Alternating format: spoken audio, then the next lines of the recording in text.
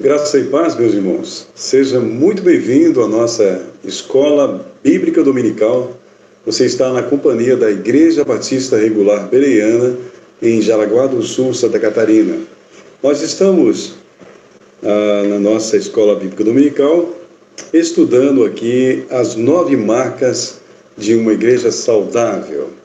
E hoje nós chegamos na nossa 9ª marca, que trata da liderança da igreja. Uma igreja saudável é uma igreja que tem uma liderança saudável, uma igreja na qual os membros entendem o que é uma liderança bíblica e como ela funciona, e eles então se esmeram por ter uma liderança bíblica e dão suporte a essa liderança bíblica. Com base para essa lição, convido você a abrir comigo a sua Bíblia em Efésios, na carta do apóstolo Paulo aos Efésios, no capítulo 4, vamos ler do versículo 11 ao versículo 16, antes de nós orarmos. Diz assim a palavra de Deus: e ele mesmo, referindo-se a Jesus, ele mesmo deu uns para apóstolos, outros para profetas, e outros para evangelistas, e outros para pastores e doutores, querendo o aperfeiçoamento dos santos, para a obra do ministério, para a edificação do corpo de Cristo, até que todos cheguemos à unidade da fé e ao conhecimento do Filho de Deus, a varão perfeito, à medida da estatura completa de Cristo, para que não sejamos mais meninos inconstantes, levados em roda por todo o vento de doutrina, pelo engano dos homens que com astúcia enganam fraudulosamente. Antes, seguindo a verdade em amor, cresçamos em tudo naquele que é o cabeça, Cristo, do qual todo o corpo bem ajustado e ligado pelo auxílio de todas as juntas, segundo a justa operação de cada parte, faz o movimento do corpo para a sua edificação em amor. Vamos falar com o nosso Deus. Amado e eterno Pai, somos a Ti gratos, ó Deus, pela oportunidade que temos de nos reunirmos com o propósito de estudar a Tua Palavra, e nós rogamos que o Seu Santo Espírito esteja nos guiando a toda a verdade, esteja instruindo o Teu povo, a Tua igreja, para que possamos crescer de maneira sadia, Deus, possamos exaltar o Teu nome, glorificar o Teu nome, e para que pelo ministério da Tua igreja, Senhor, mais pessoas venham conhecer Jesus, mais almas sejam alcançadas. Nós oramos que o Senhor nos abençoe, para que sejamos instrumentos nas Tuas mãos para a salvação de almas. Oro assim pela Tua igreja e peço que abençoe esse tempo que vamos passar juntos, em nome do Senhor Jesus. Amém. Amém. Lição número 11, trata da marca de número 9, a liderança, né? Então temos aí a marca em uma frase, aparecendo para você. Temos assim: Deus chamou diáconos para servirem às necessidades materiais da igreja, chamou pastores para liderarem a igreja por meio da palavra, e chamou os santos para se submeterem a essa liderança, uma liderança eclesiástica que é constituída por pastores e diáconos. Essa é a nossa, então, frase em uma marca. A nossa introdução também, aparecendo para você, ela diz: a autoridade é algo ruim? Faz uma pergunta, né? E tem uma razão pela qual estamos iniciando essa lição com essa pergunta. É algo ruim? Para muitas pessoas não parece ser algo bom, não. Nós vivemos numa época de muita rebeldia, de muita rebelião, de muito abuso de autoridade e, consequentemente, uma falta de compreensão do que seja a liderança, qual é o propósito de uma liderança, e assim, então, pessoas muitas vezes maltratadas se tornam pessoas desconfiadas e se tornam pessoas que não se deixam conduzir, não se deixam liderar. Então, por isso, a nossa pergunta. Lembrando a você que tem a revista, que você pode abrir comigo na página 74, a sua revista, tá bem? Nós vamos estar dando sequência a essa leitura aqui. Então, a autoridade é algo ruim? Nossa geração parece acreditar que sim, que toda autoridade vai levar ao despotismo, um déspota, é um tirano, é aquele ditador, aquela pessoa que quer dominar, ele não tem diálogo com ninguém, ele quer realmente viver numa autocracia, né? Ele que governa pela sua própria forma de pensar. Então acaba não dando espaço para ninguém, não ouvindo ninguém, não compartilhando com ninguém, e isso então traz uma compreensão errada, uma visão errada do que seja uma liderança. E com isso então muitas pessoas têm pensado que toda autoridade, se existe uma autoridade, então é algo ruim, porque essa pessoa vai querer dominar sobre todo mundo, ao invés de servir. Então, muitas pessoas pensam que todo poder leva à corrupção. E nós vivemos dias nos quais muitos, até mesmo sem perceber, eles estão unidos a uma filosofia que se chama o anarquismo, a anarquia. O prefixo ana quer dizer tirar e arquia de governo, tirar o governo. Anarquia é aquilo que alguns dizem, há governo, sou contra, né? Se há governo... Então, algumas pessoas realmente têm muita dificuldade de se submeter a uma liderança, porque tem esse pensamento errado com base nas experiências que têm obtido no mundo ou até mesmo em determinadas igrejas. A Bíblia, porém, continuando aqui a ler a nossa revista, a Bíblia, porém, tem uma visão diferente sobre a autoridade, né? E nós podemos ver isso já em Gênesis. Porque Deus disse a Adão e Eva o quê? Note bem os dois verbos usados aqui. Deus disse a Adão e Eva que eles dominassem sobre a terra e sujeitassem os animais. Olha as palavras que encontramos lá em Gênesis 1, versículos 26 e 28. Né? Esses dois verbos, eles soam altamente negativos aos ouvidos da humanidade caída. A humanidade caída é uma humanidade propensa à rebelião, propensa a não se submeter a ninguém, a andar por aquilo que elas pensam serem as suas próprias ideias. Muitas vezes estão seguindo ideias de outros, mas acham que estão seguindo seus próprios pensamentos, porque estão se voltando contra uma autoridade constituída. E isso é perigoso, isso é pecado, isso é rebelião, pois a autoridade foi instituída por Deus. A palavra domínio, como nós vemos lá em Gênesis, Deus disse que o homem dominasse sobre toda a terra.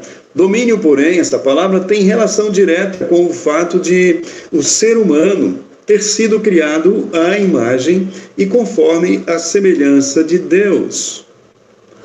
Deus, que exerce todo o poder, criou o homem para que o homem o representasse na terra e o homem exercesse domínio, exercesse autoridade. Essa palavra domínio vem do latim dominus, da onde vem a palavra também senhor, senhorio, da onde vem a palavra domingo, que nós sabemos ser o dia do Senhor, do dominus, o dia do Senhor.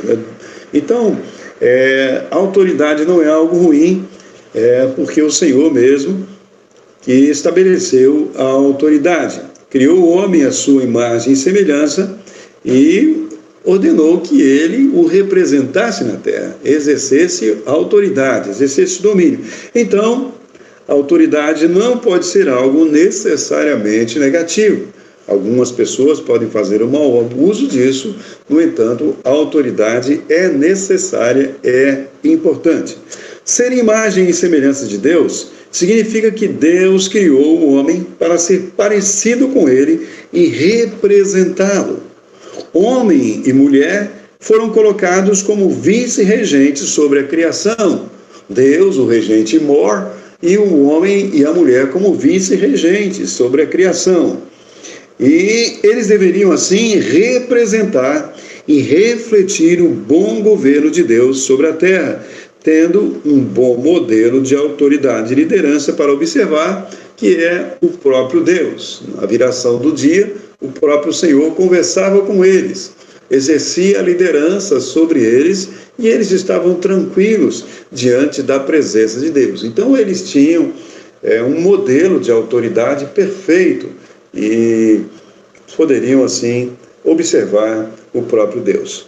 Nos versículos lá de Gênesis, do capítulo 1, anteriores aos versos 26 a 28, nós vemos que Deus usou justamente a sua autoridade para dominar e sujeitar a criação. A terra era sem forma e vazia, Deus colocou ordem no caos. Então ele usou a sua palavra, haja luz, e ele foi criando todas as coisas pela sua palavra de autoridade, pela sua ordem. E a pergunta que temos aí na nossa lição: qual foi o resultado? O mundo, que era sem forma e vazia, um abismo trevoso. Então, esse abismo em trevas, pela ação de Deus, pela ação de sua palavra e de seu Espírito, se tornou um lugar cheio de beleza e vida, onde há desordem, há caos, há confusão, mas onde há ordem, aí há harmonia, as coisas se colocam no seu devido lugar e aí há a beleza, a vida. A autoridade, dessa forma, é um bom presente de Deus que reflete seu domínio sobre nós, que reflete o fato de que Deus é a autoridade e ele exerce a sua autoridade sobre nós. E quando Deus concede a alguém a autoridade, Deus espera que essa pessoa não abra mão dessa responsabilidade, que essa pessoa, com toda a sabedoria, aprendendo do próprio Criador, ela também desempenhe o seu papel de autoridade e exerça a sua função de comando no posto em que Deus a colocou. Quando você for colocado numa posição de liderança, você não deve deixar que ninguém tome esse lugar. É a responsabilidade que Deus deu a você. Exerça isso com amor, exerça isso de forma a servir as pessoas, porque um líder, segundo Deus, é um servo, mas exerça isso com firmeza, cumprindo a vontade de Deus para a sua vida. Então, voltando ali, repetindo, a autoridade dessa forma é um bom presente de Deus que reflete seu domínio sobre nós. Entretanto, abusos de autoridade são horríveis. Quando alguém passa dos limites, não sabe a função da autoridade, é uma pessoa insegura, porque os déspotas, aqueles que querem dominar sobre os outros, que querem ter apenas a sua fala prevalecendo, são pessoas inseguras, são pessoas que têm medo de ouvir os outros, têm medo de delegar, têm medo de repartir, de compartilhar do que está realizando com os outros, deixar que os outros participem naquilo. Então, é uma pessoa insegura. Esse abuso de autoridade, então, é algo horrível, porque a pessoa acaba exercendo a autoridade de forma errada e acaba passando uma visão errada da própria autoridade maior, que é Deus, passa uma visão errada da autoridade de Deus para as outras pessoas. Então, estão mentindo sobre quem é Deus.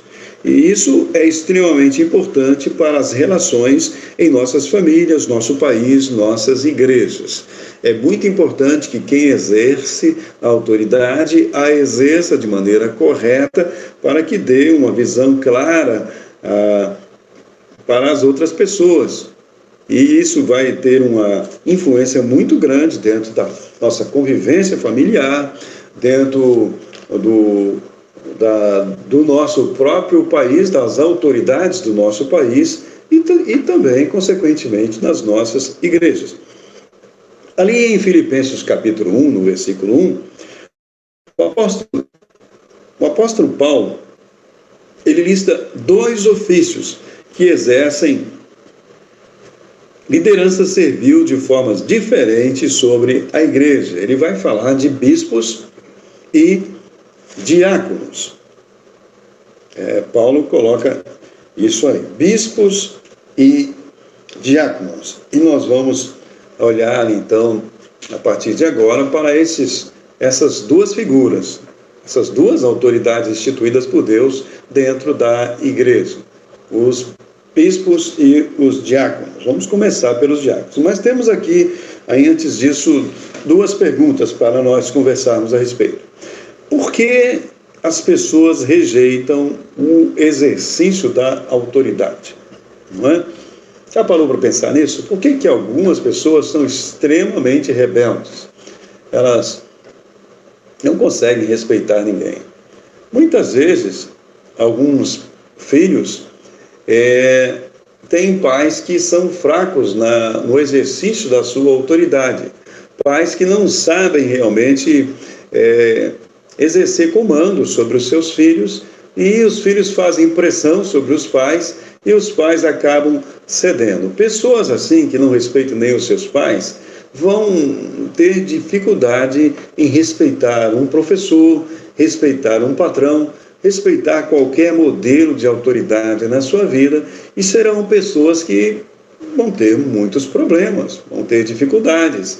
São pessoas difíceis de parar no emprego, difícil de começar um curso e terminar aquele curso, porque elas não ouvem, não recebem uma voz de comando, não estão preparadas para isso. Então, possivelmente tiveram um modelo de autoridade autoritária, um autoritarismo, uma pessoa que foi um ditador, um déspota, alguém que exerceu a autoridade na sua vida de forma errada.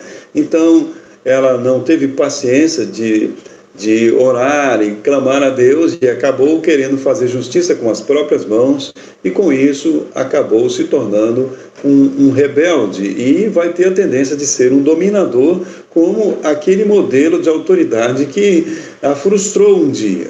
Então, veja bem, é muito perigoso isso. Quando nós nos frustramos com o modelo de autoridade, nós corremos o risco de acabar copiando para nós essa forma de procedimento, e isso é errado. Então, talvez seja essa a razão porque muitas pessoas rejeitam o exercício da autoridade. Quando o fazem, elas criam problemas. É muito difícil você ter, principalmente numa igreja, uma pessoa que sempre está desconfiada de tudo e de todos, uma pessoa que quer exercer o comando, ela não quer se submeter, ela não quer entender que Deus estabeleceu uma autoridade e que todos têm que trabalhar juntos debaixo desse comando, dessa autoridade, não para a glória daquela autoridade em si, mas para a glória de Deus.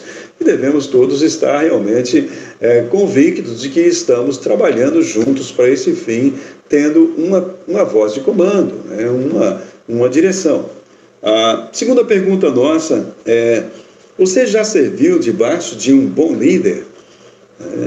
E se você já serviu debaixo de um bom líder, uma pessoa que escuta, uma pessoa que pede a opinião dos outros, uma pessoa que determina o que fazer, que busca ir na frente, busca uma visão da necessidade do trabalho e procura apresentar as necessidades e também apresentar as possíveis soluções, e deixa que todo mundo participe da elaboração dessas soluções, de modo que a solução, a resposta se torna um projeto de todas as pessoas, né? A busca de solução se torna, então, algo no qual todo mundo participou e todo mundo vai trabalhar para alcançar os alvos. Então, essa é uma boa liderança. E se você já participou debaixo de uma boa liderança, como foi isso para você? Seria muito bom poder te ouvir. Não temos tempo para isso, mas ficamos aí com essa reflexão. Entramos então assim a primeira autoridade estabelecida por Deus na igreja, que vamos ver, que são diáconos, né? Então diz assim a nossa lição, aparecendo para você. Considere o texto bíblico de Atos 6 e perceba que prioridades foram estabelecidas na jovem igreja de Jerusalém. Não era razoável que os responsáveis pela pregação da palavra, no caso, os pastores, e naquela época os pastores eram os próprios apóstolos, então não era razoável que eles deixassem a pregação da palavra e exercessem o trabalho de assistência social, né? É o que estava acontecendo. Os próprios apóstolos estavam com a responsabilidade de estudar a Bíblia, de orar e também de distribuir os alimentos, as cestas básicas, ajudar as pessoas que tinham necessidades ali. Então isso estava sobrecarregando e eles estavam então tendo dificuldade de encontrar tempo para estudar a palavra de Deus, orar, para que pudessem fazer o serviço principal, que era formar a igreja, dar formação à igreja através da própria palavra. Então, para que eles tivessem esse tempo, para que eles fossem liberados, o que aconteceu? Homens santos, note bem a expressão, homens santos, consagrados, eles foram escolhidos para o diaconato. Um diácono quer dizer um servo, um garçom, um ministro. Então, foram essas pessoas escolhidas para o diaconato, ou seja, aquele que presta serviço, que é um servo. E a divisão de tarefas foi boa naquele tempo, quando os diáconos passaram a ajudar os apóstolos, e ainda é nos nossos dias.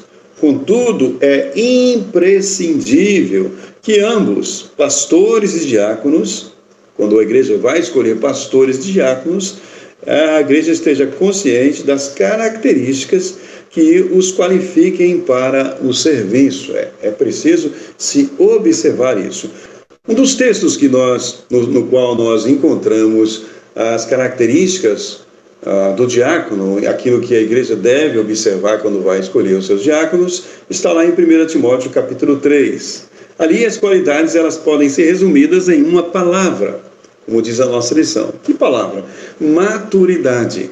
Espera-se então que aquele homem que estará sendo escolhido como diácono seja um servo de Deus, um maduro, não um neófito, mas uma pessoa realmente reconhecidamente pelos membros da igreja como alguém maduro. Ele já foi ao longo dos anos sendo observado, a sua forma de proceder, a sua forma de se dirigir aos irmãos, a sua maneira de servir, foi sendo observado também a sua fidelidade, se ele presta contas, se ele realmente, quando está imbuído de uma responsabilidade, e se ele mostra para a igreja que ele tem responsabilidade, ele não simplesmente não faz o que é a responsabilidade dele fazer e de repente não dá satisfação para ninguém, deixa a igreja na mão, né? Então, tudo isso é observado. Então ele tem que ser alguém maduro. O diácono deve ser um crente respeitável, verdadeiro, controlado e experimentado no seu dia a dia. O lar do diácono deve refletir a boa liderança que ele vai exercer na igreja. Então, olha-se para a forma como ele lidera a sua casa e se espera que ele tenha a mesma conduta na igreja. Mostra assim, então, ele vai ser de fato aquilo que ele é de verdade. Então, o que ele está sendo na sua casa? Isso é importante. Diáconos devem possuir a confiança dos irmãos, a confiança da congregação, assumindo voluntária e diligentemente a responsabilidade pelas necessidades particulares de seu ministério. Então, é alguém que queira exercer o diaconato e alguém que não se precisa mandar, ele sabe das suas responsabilidades, ele percebe as necessidades da igreja, as necessidades do irmão, e ele procura então, de maneira voluntária, a se apresentar para o serviço. É lógico que o diácono, ele está debaixo da autoridade do bispo, do pastor da igreja, né? do ancião, do episcopo, são palavras sinônimas para pastor, né? E então não é alguém que sai fazendo as coisas de qualquer forma. Ele se apresenta, ele tem iniciativa, tem as suas liberdades, mas trabalha sempre dentro de um bom senso, dentro de uma motivação certa, e então trabalha em conjunto com toda a liderança da igreja. Encerrando então esse primeiro ponto, encontramos aí algumas palavras para discutir.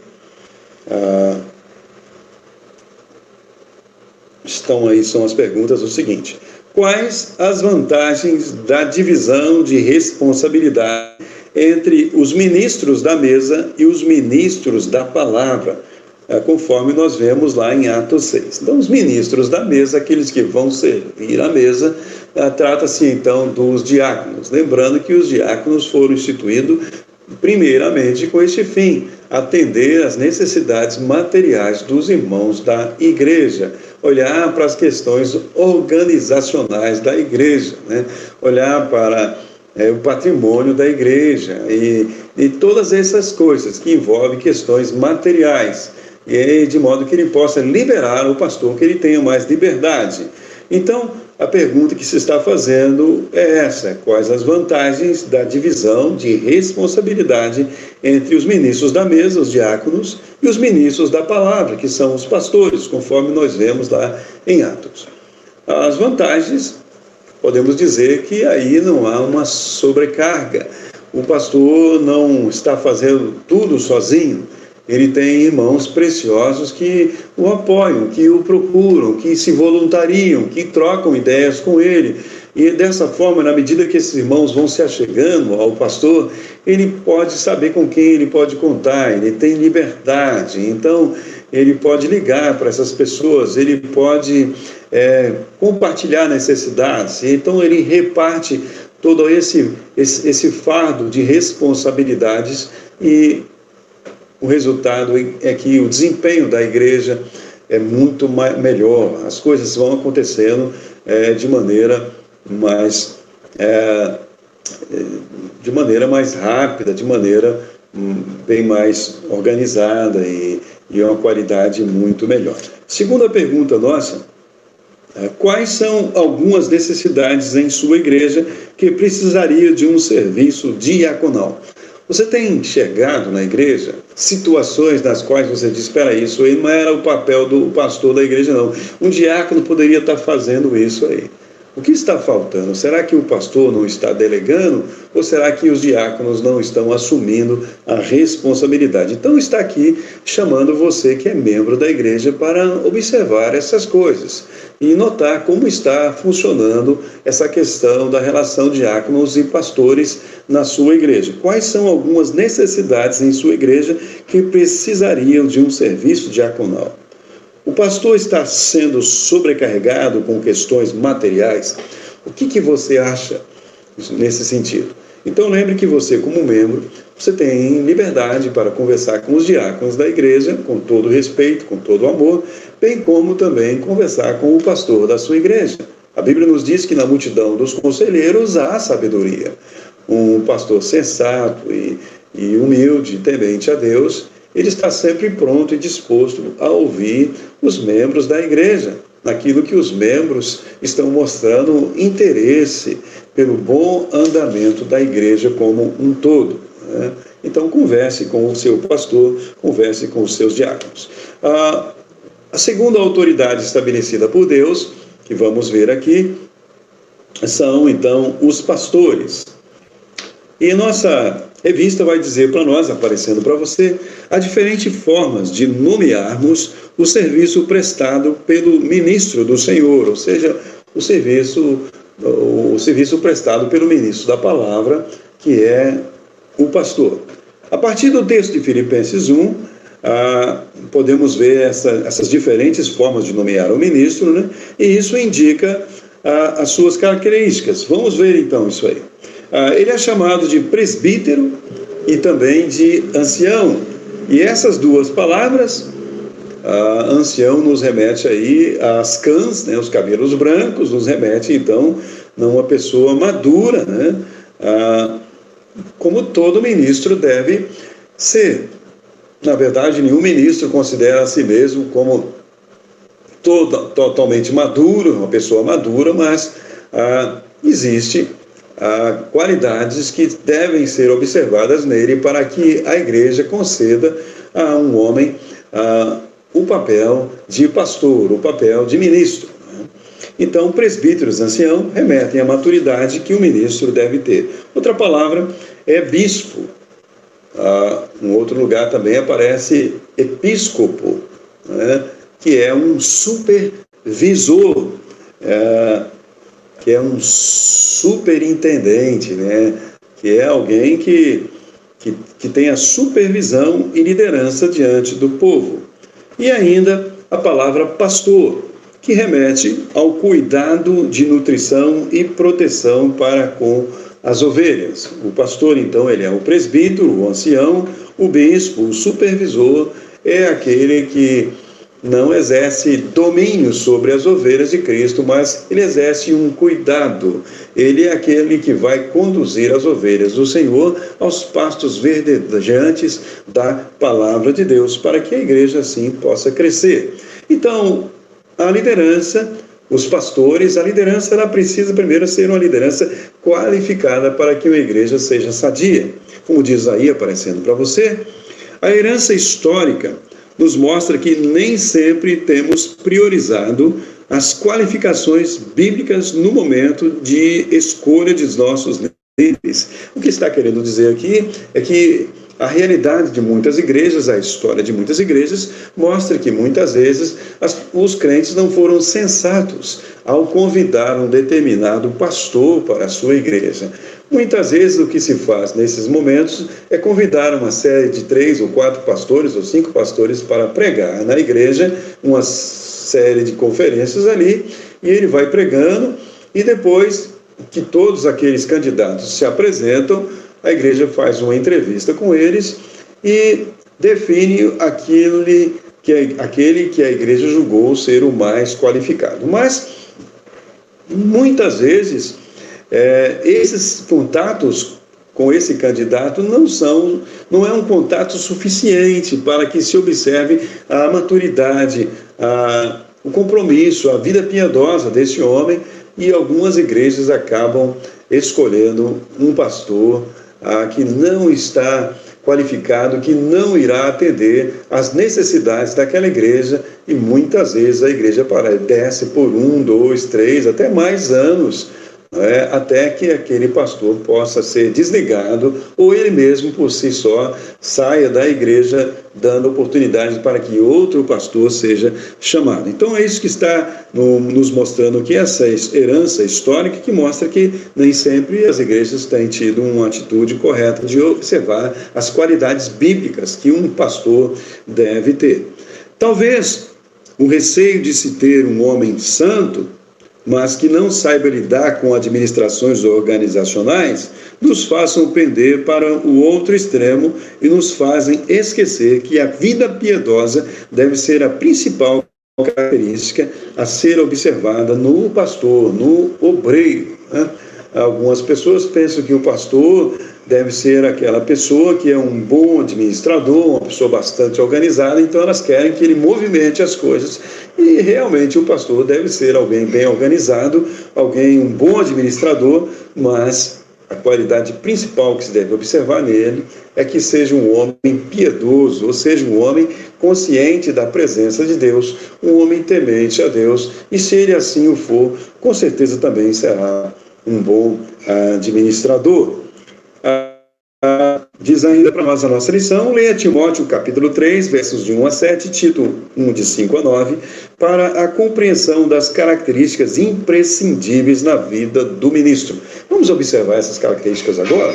Vamos ver isso então.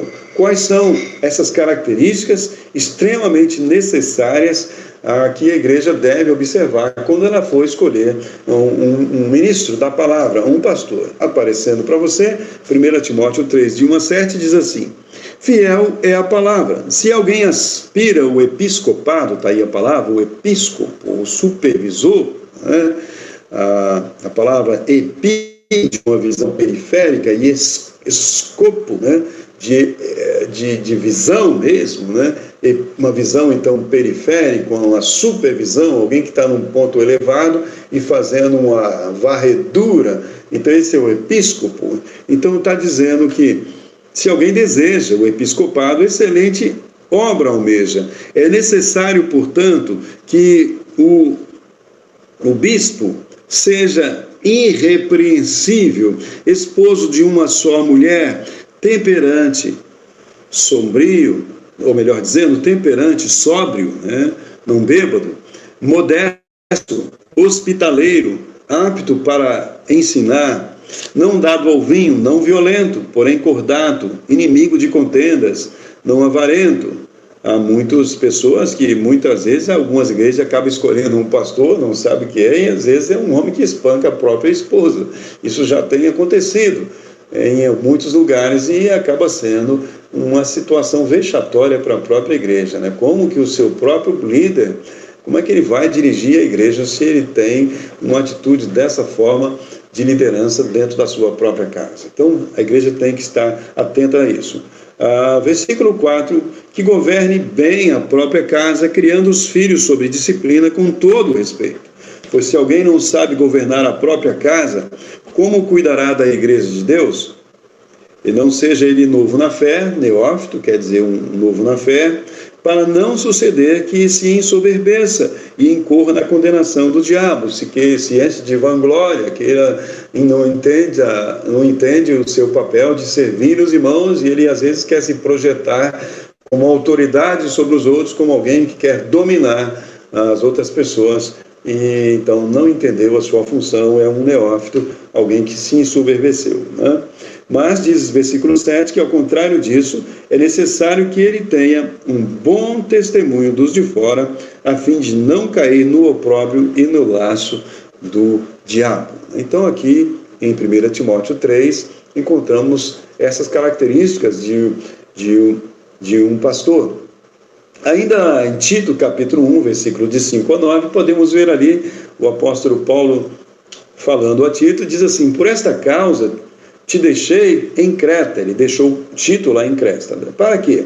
Para que pusesse em ordem as coisas restantes, bem como em cada cidade constituísse presbíteros conforme te escrevi. Então Paulo passou por Creta e ali ele estabeleceu várias igrejas e agora ele deixa ali Tito para que ele estivesse naquelas várias igrejas, nas várias cidades, estabelecendo liderança, estabelecendo pastores.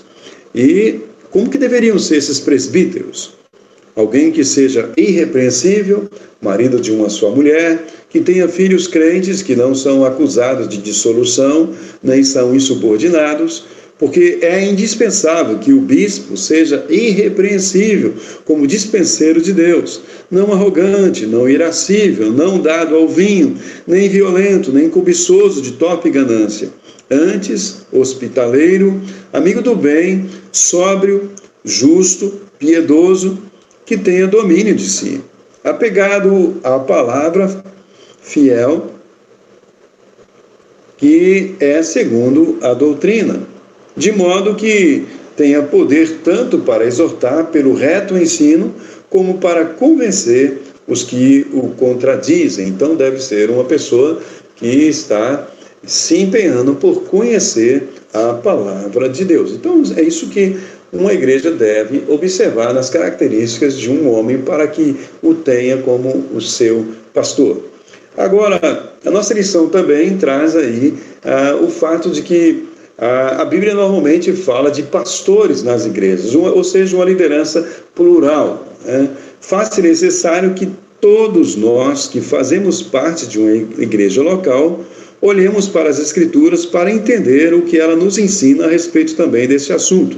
Quando o assunto liderança é abordado em todo o Novo Testamento, ele traz consigo suas nomenclaturas no plural. O autor da lição quer dizer que Deus, que quando os livros do Novo Testamento falam de pastor, falam de pastores, de diáconos, traz então essa liderança no plural, o que nos faz perceber que havia múltipla liderança a fim de que o ser igreja fosse vivenciado no modo mais profundo possível. Ou seja, que hajam pastores na igreja, né? E isso nós entendemos que é o Senhor Jesus que estabelece pastores, porque como nós vimos em Efésios capítulo 4, é o Senhor mesmo que deu uns para pastores. Então ele, conhecendo a necessidade da igreja, nós entendemos assim, ele estabelece pastores. Eu vou dizer para os irmãos que muitas vezes há pessoas dentro da própria igreja que nem têm o cargo de pastor, mas têm o dom de pastor. E o Senhor, muitas vezes, conforme a necessidade que o próprio Deus vê dentro de uma igreja, ele levanta pastores dentro da igreja. E essas pessoas são pessoas, muitas vezes, com a motivação certa, e não são pessoas cheias de ambição por exercer um cargo, por aparecer, por disputar uma liderança com os outros. Elas não querem exercer influência sobre os outros para chamar a atenção para si. São muitas vezes pessoas que trabalham no anonimato, trabalham servindo aos irmãos, trabalham ajudando na formação dos irmãos. Então Deus, que é o Senhor da igreja, Ele muitas vezes estabelece os pastores da igreja, que nem sempre você vai ter numa igreja o pastor oficial da igreja. Agora, quando uma igreja tem condições para chamar um outro pastor, a igreja normalmente faz isso, né? Ela pode remunerar aquele pastor, pode dar suporte para ele, a igreja chama aquele pastor. Existem em muitas igrejas alguns pastores que são fazedores de tendas, ou seja, são pastores que exercem o dom que Deus deu a eles, numa determinada igreja local, junto com o pastor, que é o responsável pelo trabalho, e esses pastores que estão que estão auxiliando ali, eles têm o seu próprio trabalho, o seu próprio sustento, não precisam tirar o sustento da igreja, e isso tem ajudado muitas igrejas. Outra característica da liderança é uma liderança capacitadora. Como assim? Diz a nossa lição. Uma forte e saudável liderança, ela deve nutrir a igreja com a palavra de Deus. Liderar a igreja em serviço, servindo a igreja, né? Oferecendo à igreja a palavra de Deus, procurando formar os membros no conhecimento da palavra de Deus, mas tem mais aqui algo na nossa lição. Mas também é papel desse pastor capacitar as ovelhas para exercerem uma maior responsabilidade. Vai ensinando os membros a pregar, vai ensinando os membros a evangelizar, a discipular, a exercer os vários papéis necessários para o bom andamento de um determinado trabalho. Então, o papel do pastor, até Efésios 4 vai falar isso, é realmente edificar os membros para que eles, sendo edificados, eles exerçam, os membros começam a desempenhar o próprio trabalho. Então, em outras palavras, o pastor deve treinar pessoas para que estes reproduzam os ensinamentos, a fim de que todo o corpo de Cristo esteja engajado no serviço ao Senhor. Efésios capítulo 4, vamos ler versículo 11, diz assim: e ele mesmo, Jesus, deu uns para apóstolos, outros para profetas, outros para evangelistas, outros para pastores e doutores. Mas querendo o que com isso? O versículo 12 diz assim: Deus deu esses homens, levantou esses homens dons dentro da igreja, querendo com isso o aperfeiçoamento dos santos. Ou seja, que esses homens não fizessem a obra sozinhos, mas que esses homens trabalhassem para aperfeiçoar os crentes, para a obra do ministério, para que os crentes desempenhassem o trabalho, o dom que Deus concedeu a eles também, para a edificação do corpo. Então, para que todos esses membros trabalhando possam ir construindo a igreja, construindo o corpo de Cristo, possam estar, então, ganhando almas, possam estar treinando vidas, discipulando vidas, aconselhando vidas, e a igreja esteja viva e ativa, e seja uma grande bênção, não só para aqueles que se achegam à igreja, mas para toda a comunidade à sua volta, seja uma igreja sadia, né? Então vamos ver o gráfico que vai aparecer aí para você. Você vai ver aqui, primeiro lá em cima, Cristo capacita e presenteia a igreja com o quê? Com os ministros da palavra, como nós vimos em Efésios capítulo 4. Então o Senhor chama, o Senhor capacita, concede os dons, e Ele então envia, concede esses homens dons como ministros da palavra. O que esses ministros, por sua vez, fazem? O gráfico diz aí, eles treinam os santos para o ministério. Nós vamos ver então os crentes desempenhando o seu papel, sinal de que o pastor está fazendo um bom trabalho. Você vai ver outras pessoas mais jovens, pessoas de meia idade, pessoas mais antigas.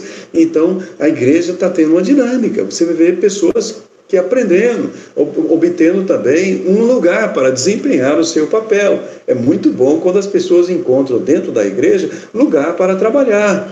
Então elas exercem os seus dons e elas se sentem úteis. E a igreja toda cresce com isso. Então, os ministérios, os santos estão lá exercendo o seu ministério. E no exercer o seu ministério, eles têm um serviço mútuo, né? Um abençoa o outro. E vão crescendo, se tornando mais e mais conforme a imagem de Cristo. E, consequentemente, quando eles amadurecem, o Senhor, do meio desses crentes que estão amadurecendo, do meio da igreja, ele chama homens dons. E é dentro da igreja que ele chama alguns para o trabalho de diácono e o trabalho de pastores da igreja. Então, o ciclo se completa aqui. Amém? Então, temos algumas palavras para discutir aí nesse segundo ponto. O que você acha de uma igreja ter mais de um pastor? Como eu já disse aqui, isso é uma obra do próprio Deus, né? Deus que conhece as características de uma igreja, Deus irá provendo. E faz muito bem a igreja estar atento para aqueles que Deus está levantando para este fim, para que ele desempenhe com tranquilidade, com liberdade, o seu papel. Um servo de Deus não vai ter nenhuma dificuldade de trabalhar com mais pessoas dentro da liderança, né? Segunda pergunta, você enxergava o pastor mais como provedor de serviços espirituais, diretor executivo ou treinador? É lógico que ele vai exercer todos esses papéis, mas o pastor da igreja a igreja deve enxergar o seu pastor como um treinador e, consequentemente, a igreja deve se colocar à disposição do pastor para que seja treinado, o membro seja treinado. Quais são as implicações, então, de uma liderança de qualidade na vida da igreja? Vamos lá. É função da igreja zelar para manter seu púlpito fiel às Escrituras. O que é isso? A igreja tem que saber se o pastor que está diante da igreja é um homem que está pregando de fato a palavra, está expondo a palavra, ou está apenas pregando os seus pensamentos, está pensando um versículo da Bíblia e aí fala as suas próprias ideias. Como é que é isso? Ou ele é um homem realmente que se esmera por conhecer as Escrituras e ele fala conforme a palavra de Deus. Ele se submete à palavra, submete a sua própria vida à palavra e a sua autoridade então vem da palavra. Então a igreja tem que estar de olho nisso e é função da igreja zelar para manter o seu púlpito, no lugar da palavra, fiel às Escrituras. Daí o benefício de se ter uma pluralidade de líderes piedosos que demonstram seu amor pelo Senhor, amando e zelando pela sua igreja. Cada membro, ele precisa exercer sua função no reino e perceber que a igreja não é um campo de batalha onde deve haver disputa, poder e conflitos interpessoais, mas um lugar onde os dons são exercidos com amor, frisamos aqui essa expressão, com amor, visando a edificação do rebanho do Supremo Pastor. Como falamos, a igreja é do Senhor Jesus e ele levanta as pessoas com os dons que o próprio Jesus concede, para que essas pessoas possam edificar o corpo de Cristo, edificar a igreja. Mas esses irmãos com dons precisam ter motivação certa. Eles não estão ali para poder chamar a atenção para si, para querer um status, para querer ter uma posição, para querer mostrar que eles fazem melhor do que os outros líderes. Não pode haver isso de forma alguma dentro da igreja. A igreja inteira, os membros todos, devem trabalhar com o propósito de glorificar a Deus. Não que o homem seja visto, mas que o homem, quando colocado numa posição onde ele vai aparecer, ele seja uma seta apontando para o caráter de Jesus, levando as pessoas a conhecer a Cristo e a depender do Senhor Jesus.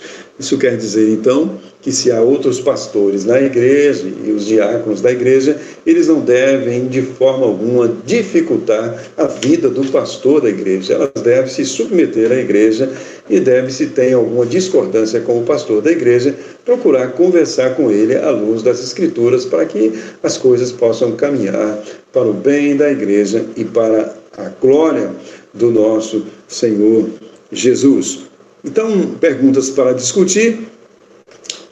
Que atitudes dos membros dificultam a vida do pastor? O que você acha? Você já viu um membro que é uma pessoa que torna a vida do pastor difícil? Qual é a característica desse membro, né? Então, às vezes, são pessoas que ficam caçando chifre na cabeça de cavalo, são pessoas que querem, na verdade, dizer que têm autoridade, dizer que são maduras, querem ficar apontando coisas que são coisas sem importância e acabam realmente criando um clima de desconfiança, um clima de desconforto, desfavorável para o trabalho da igreja, né?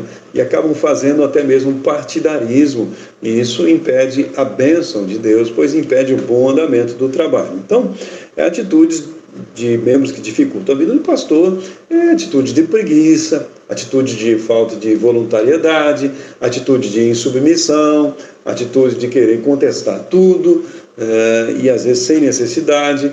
Então, essas são atitudes que são improdutivas e que, na verdade, são de pessoas que não estão servindo a Deus. Pois o servo de Deus, ele é discreto, o servo de Deus, ele é sensato, ele é humilde, tem uma motivação certa, e ele trabalha para que a igreja esteja bem, todos estejam conhecendo o Senhor Jesus e o nosso Deus seja glorificado. Segunda pergunta: quais atitudes dos membros tornam o ministério pastoral uma alegria? Quais são essas atitudes? Quando realmente ele é um servo do Senhor Jesus, quando ele está sendo dirigido pelo Espírito Santo de Deus, e é um homem cheio do Espírito, então ele se apresenta para trabalhar junto com o pastor da igreja, ele está disposto a discipular, ele está disposto a visitar, ele está disposto a evangelizar, ele é alguém que testemunha na igreja, ele é alguém que quer servir ao Senhor com seus dons e talentos, tem uma motivação certa. E temos então, partindo para a nossa conclusão, como uma igreja cresce em saúde, né? Como que uma igreja vai crescer em saúde? Temos aí Efésios 4,16 nos dando essa resposta. O corpo bem ajustado, unido ali, né? Os membros que estão procurando se conhecer e trabalhar juntos e servir um ao outro, servir ao Senhor Jesus, estão tendo um relacionamento íntimo com Cristo e, consequentemente, um relacionamento sadio uns com os outros. Lembra de 1 João, capítulo 1, no versículo 7, que diz que se nós andamos na luz, com o Senhor, na luz está, nós temos comunhão uns com os outros. E o sangue de Jesus, seu Filho, nos purifica de todo pecado. Então, alguém que verdadeiramente tem sua vida de oração, a sua vida devocional, é uma pessoa que procura andar com Deus, ele vai amadurecer, vai ter a direção do Espírito Santo e vai ser uma pessoa que convive bem com os demais irmãos, com a sua família. Então, ele vai ser bênção na vida dos outros. Então, um corpo bem ajustado e consolidado pelo auxílio de todas as juntas, há uma integração aí dos membros. O que vai acontecer? Segundo a justa cooperação de cada membro, né, de cada parte, ele efetua o seu próprio crescimento para a edificação de si mesmo em amor. A igreja local, aquele próprio corpo, está edificando a si mesmo e vai crescendo em amor, vai crescendo em qualidade, vai crescendo em número também. Diz ainda aí, aparecendo para você, quando todo o corpo segue bem ajustado e alinhado com as diretrizes do Senhor, isso vai refletir para o mundo uma liderança geradora de vida. Por isso, está chamando todos nós na responsabilidade, por isso então, escolha fazer sua parte para o crescimento saudável da igreja a qual você pertence. Seja um membro ativo, se coloque à disposição do Senhor e tenha intimidade com Deus, e certamente Ele vai inclinar o seu coração na direção do dom que o próprio Deus deu a você para você exercer no seio da sua igreja. Então esteja atento a isso, tenha vida íntima com o Senhor, seja voluntário, busque a face do Senhor. Você vai encontrar o seu lugar na igreja local e a igreja sua será uma bênção, sendo você uma bênção no seio da sua igreja. Deus abençoe a nossa igreja, Deus abençoe a igreja daqueles que nos ouvem, que nós sejamos uma igreja saudável por termos uma visão de liderança conforme é a vontade de Deus, né? Uma liderança para servir, como Jesus disse que aquele que for o maior entre nós seja o que serve, né? Aquele irmão mais velho, normalmente é o irmão ao qual o pai delega a autoridade para cuidar dos irmãos mais novos. Muitas vezes ele vai tirar a fralda daquele irmãozinho mais novo que sujou a fralda. Então, o seu trabalho, muitas vezes, é um trabalho de servir e de fazer algumas tarefas que nem sempre são agradáveis em si mesmo, mas são necessárias. E ele está, então, exercendo todo esse trabalho para agradar aquele que o ordenou, né? O seu próprio Deus, o seu próprio Pai. Vamos agradecer ao nosso Deus por essa lição e pedir que Ele faça de nós uma igreja saudável. Temos ainda, antes de terminar a nossa revista, nós temos ainda mais uma lição, o Evangelho visível. A igreja é o Evangelho visível. Antes de nós partirmos para outra lição, nós temos ainda então essa lição. Vamos orar agradecendo ao nosso Deus. Amado eterno Pai, muito obrigado por esse tempo que passamos como igreja do Senhor, procurando aprender, ó Deus, qual é a vontade do Senhor para a liderança de uma igreja, e pedimos que nós, como igreja local, sejamos uma igreja sadia, que o Senhor levante aqueles que Tu queres levantar, para que todos juntos possamos servir ao Senhor com alegria, e assim mais vidas venham conhecer ao Senhor Jesus Cristo pelo ministério da Sua igreja, e ela cresça, assim, para a glória do Teu nome. Nós oramos em nome de Jesus. Amém. Meu querido, muito obrigado pela sua companhia, pela sua presença. Deus esteja abençoando você. Lembrando que às 11 horas nós temos a nossa escola bíblica infantil, né? Esteja conosco, esteja com seus filhos. E teremos logo mais, às 19 horas e 30 minutos, o nosso culto. Pastor Marcelo estará pregando neste domingo e teremos culto presencial. Lembre você de vir com a sua máscara. Aqui nós fazemos o uso do álcool gel, nós não tumultuamos, nós mantemos distância e nós também estamos observando, conforme o decreto das autoridades, o uso de apenas 25% da capacidade do nosso templo. Como, graças a Deus, nós temos um templo bastante grande, 25% tem sido exatamente o número de pessoas que normalmente têm vindo nesse período frequentar a nossa igreja. Então não temos tido problemas com isso. Mas se você é uma pessoa que não frequenta normalmente a nossa igreja e gostaria de vir, para que nós não tenhamos um fluxo maior, então mande para nós uma mensagem pelo número 98449-9886. Vou repetir, 98449-9886 e comunique-nos que você quer se fazer presente e dessa forma então nós estaremos tendo uma noção de quantas pessoas estarão conosco e poderemos organizar melhor a recepção. Deus abençoe a todos e até a noite com a graça do nosso bom Deus. Deus os abençoe.